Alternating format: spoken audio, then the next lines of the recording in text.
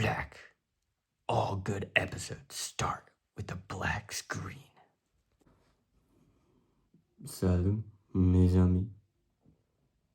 Hey guys, I'm Bryson. I'm an 18-year-old exchange student living in Belgium, originally from California. I know you're wondering who I am, so let me tell you. I'm a scout back in America, and I found out that scouts here is very different. I like dogs, I have 2 back home, and luckily I got 1 cute one here. I play volleyball, and I kind of think of myself as a pretty good player, not to toot my own horn. Before we get into the video, I wanted to explain what Rotary is and what it means to me. Rotary has a program where it sends kids abroad for about a year to different countries. They go to school, they do extracurriculars, and they just there to try different things. Usually the kids get sent to 3 different families, about 3 months each, to just live in the different households and live in different cultures. Rotary has given me the opportunity to complete 2 of my main goals. To learn French, which I think learning any language and being bilingual is a superpower, and 2, seeing how well I can adapt in different experiences and places. I'm so thankful for Rotary and everyone who has supported me for giving me this opportunity of a lifetime. First flight from Sacramento to Dallas. Wait a little bit, eat a muffin, flight is packed. So I get to sit next to a family of 4 and we're just vibing. Get to Dallas, and Dallas is huge, bro. I didn't know Dallas was so freaking huge. It's actually crazy. I mean, unless you've been there before, it's huge, you know, just. In Dallas, I saw a bunch of freaking stores. I don't know why there's so many stores in an airport, but there is, and it's a bunch of like expensive ones and stuff like that. Never found like a Lego store, which I kind of wish I did. Dallas, it's like an adventure. It's like the whole place is crazy. I found my terminal and my gate, and I kind of just went on an adventure. It was kind of the move. I looked at different restaurants, landed with McDonald's. Can't go wrong with McDonald's. I ain't gonna lie.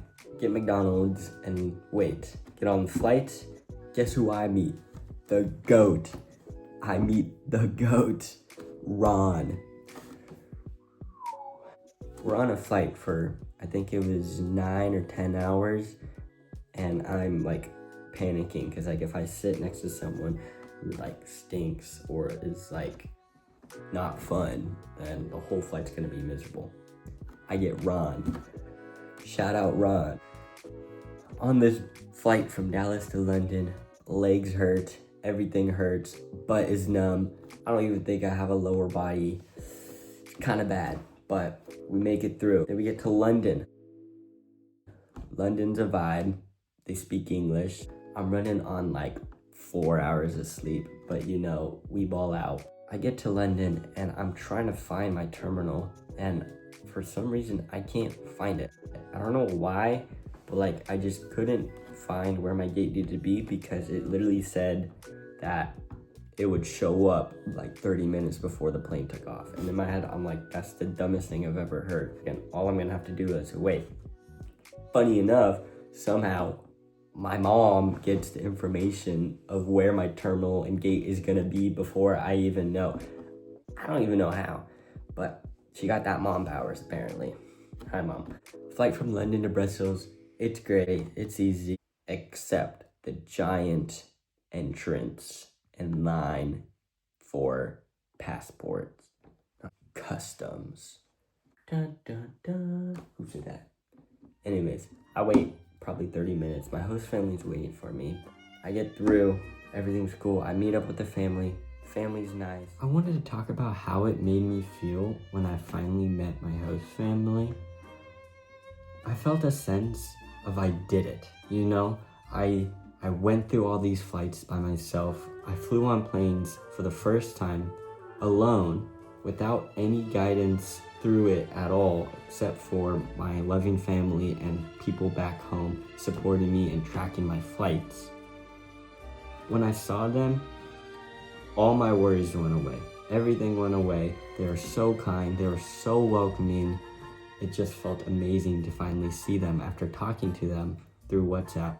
The drive was about an hour from Brussels to where I live. I took a nap. I took a nap in the car. I ain't gonna lie. kind of fell asleep in the car. Luckily I didn't drool, or that would have been like a bad impression. I get to the house. The house is like cool. Like, it's like a Belgium house or something crazy. You know, like it's crazy. It's like I'm in Belgium or something. I get in, guess who greets me?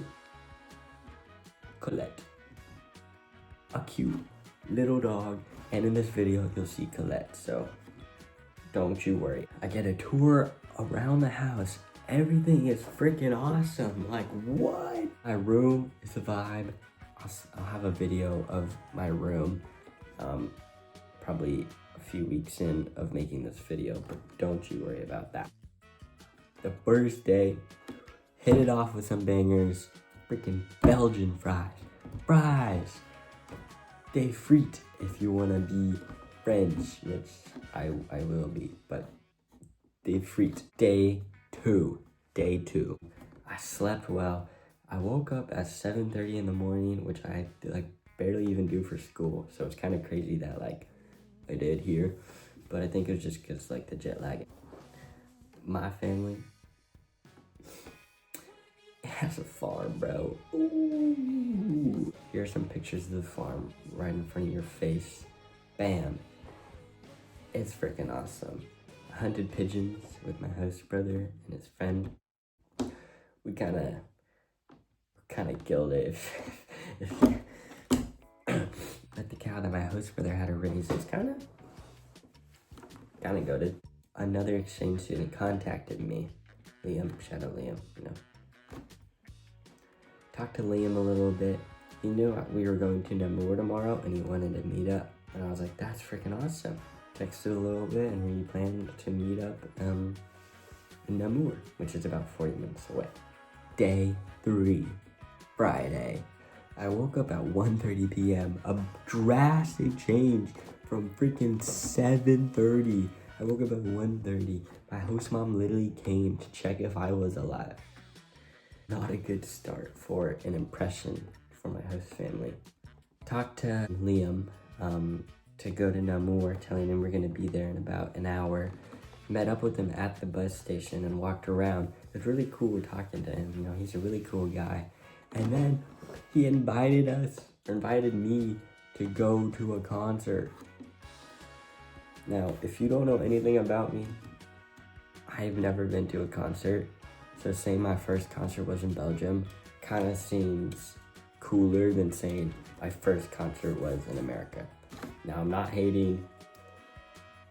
I'm a little hating, not hating whatsoever.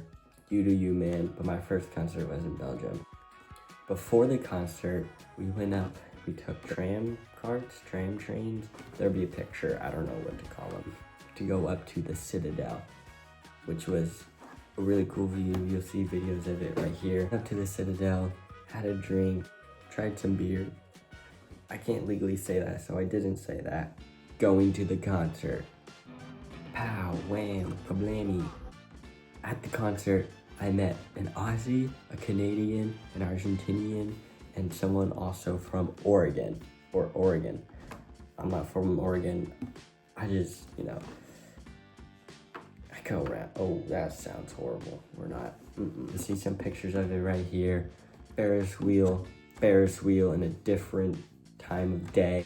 We had to go eat, and so we got Mexican from a Mexican Belgium stand. I don't know how that works because they spoke French, but it was a Mexican restaurant.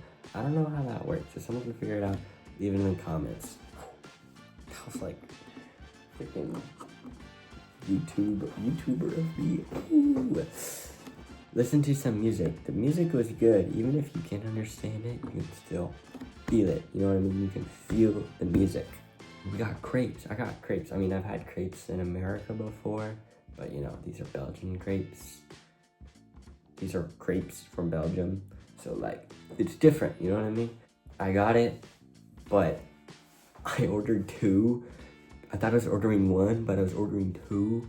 So that wasn't good, but it was okay. But it wasn't good, you know what I mean? So it was like, I gave 1 to one of the exchange students along with me, and I'm pretty sure they liked it. So a win is a win.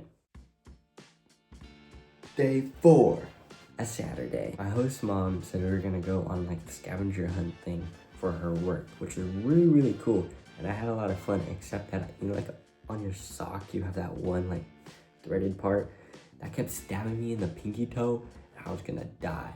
No exaggeration, I was gonna die. I kept thinking we were looking for like one item after another, but we were actually just looking for like any item on the list. So we were looking for like a specific item that we couldn't find like forever until I think we found it. After the scavenger hunt and after having a bomb sandwich, we were gonna print out cards for a birthday party. I'm like not even in Belgium for 4 days and I'm already going to a birthday party. Like that's actually kind of wild to me. Going to the party, I see 50 people, like minimum, already there. And my host mom's like, okay, I'm gonna introduce you to everyone, but don't think you need to like memorize her name. After the second person, I was gone. I don't know what you want with me. I mean, like, I'm not good with names. That doesn't sound like an excuse, but take it as an excuse.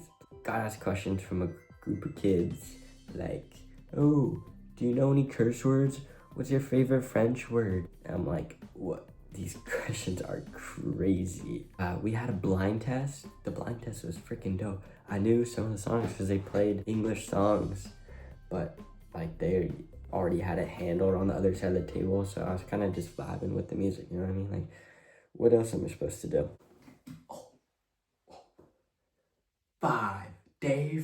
Day five was a Sunday. It was an all-day Rotary meeting for those who have arrived recently. It's all logistics, which was okay. We did a lot of pin exchange.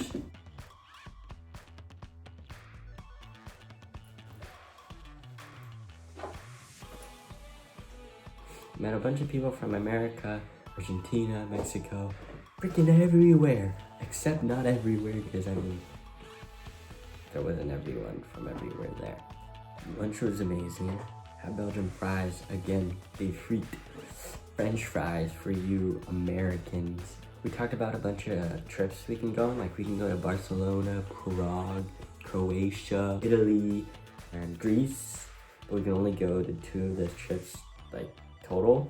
And then there's 10 like visits, like historical visits that we can go around in Belgium to see, and we can go to all of those. And then there's supposedly gonna be like a talent show, but you know, I'll probably do it. It was a really, really long day. Everyone was tired. I was ready to go home. Talked to a bunch of people from New York, made fun of some Canadians. I'm not racist.